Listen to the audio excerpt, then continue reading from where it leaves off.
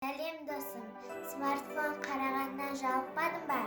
Кел, бірге кітап оқиық. Менің ұсынатын кітабым Қожа Насыр хикаялары. Қожа Насыр түркі халқының арасындағы аңыз тұлға. Оның сөздерінен философ, дана, әзіл қой екені байқалады.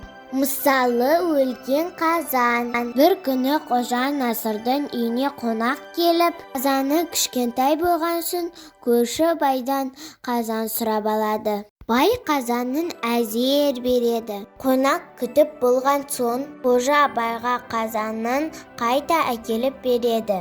Әй қожа, қазанды сындырып тастамадың ба? Жоқ байеке, қазаным босанып балалы болды, деп өзінің кішкентай қазанын қоса береді. Ол Қожа Насырдың не айтар екен деп байды сынауы. Бірақ кішкентай қазанды өзіне қайтарып береді деп ойлаған еді. Бай тегін олжаға қызығып қазанды қайтармады.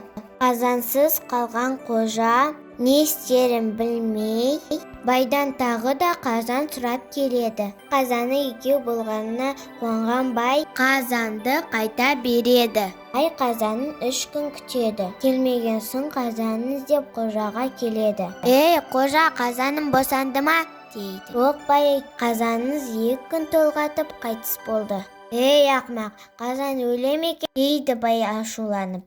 Байеке, сөкпеңіз, туа білген қазан өле біледі. Ақымақ емеспін, өзің ақымақсың, дейді. Бай сөзден жығылып үйіне қайтып кетіпті. Осы секілді бұл кітапта көптеген аңыз, әзіл әңгімелер жазылған. Қожа Насыр байларды келемеждеп, кедейлерге жақтасқан тұлға. Кітап оқып жарысайық, балалар.